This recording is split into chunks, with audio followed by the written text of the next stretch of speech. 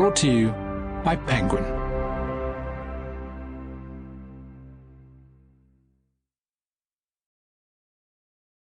A Day in the Life of Abed Salama by Nathan Thrall.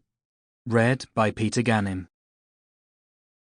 We do not see our hand in what happens, so we call certain events melancholy accidents when they are the inevitabilities of our projects, and we call other events necessities merely because we will not change our minds. Stanley Cavell. Prologue. On the night before the accident, Milad Salama could hardly contain his excitement for the class trip.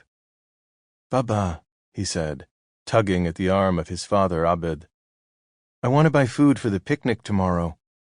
They were at the apartment of Abed's in-laws, who owned a small convenience store a few steps away. Abed took his 5-year-old son through one of the narrow alleys of Dahet Salem, a neighborhood in Anata where they lived. On a street with no sidewalks, they inched their way between the parked cars and stalled traffic. A matrix of cables and wires and string lights hung overhead, dwarfed by the looming tower blocks that rose 4, 5, even 6 times higher than the separation barrier, the 26-foot-tall concrete wall that encircled Anata. Abed remembered a time, not so long before, when Dahet Salem was rural and bare, when it was still possible to spread out, not up. Inside the store, Abed bought Milad a bottle of the Israeli orange drink Tapuzina, a tube of Pringles, and a chocolate Kinder Egg, his favorite treat. Early the next morning, Abed's wife, Haifa, who was slim and fair like Milad, helped the boy into his uniform, a white-collared shirt, a gray sweater bearing the emblem of his private elementary school, Nur al-Huda, and the gray pants he had to keep pulling up to his small waist. Milad's 9-year-old brother, Adam, had already left. A white school van honked lightly from the street. Milad hurried to finish his usual breakfast of olive oil, za'atar, and lebene, mopping them up with a piece of pita bread. Smiling broadly, he gathered his lunch and treats, then kissed his mother goodbye and scrambled out the door. Abed was still asleep. When he got up, it was gray outside and raining heavily, with gusts so strong he could see people on the street struggling to walk straight. Haifa watched out the window, frowning. "The weather is not good." "Why are you worrying like this?" Abed said, touching her shoulder. "I don't know. Just a feeling." Abed had the day off from his job at the Israeli phone company Bezek. He and his cousin Hilmi drove together to buy meat from his friend Atef, who owned a butcher shop in Dahet Salem.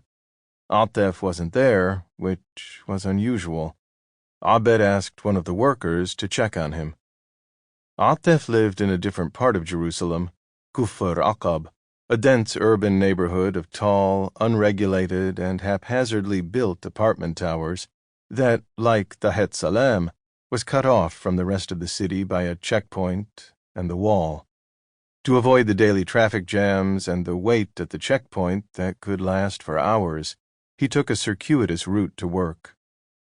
Atef reported that he was stuck in horrible traffic.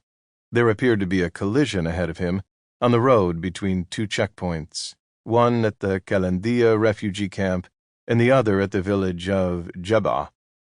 Moments later, Abed received a call from a nephew. "Did Milad go on the outing today?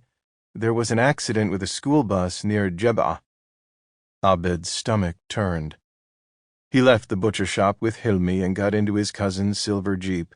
They drove down the hill through the morning traffic, past the teenage boys starting work in the auto body shops with Hebrew signage for Jewish customers, past Milad's school, and then alongside the wall. The road bent around the housing development of the Neve Yaakov settlement and climbed the steep hill to Geva Binyamin, a Jewish settlement also known as Adam, the same name as Milad's older brother.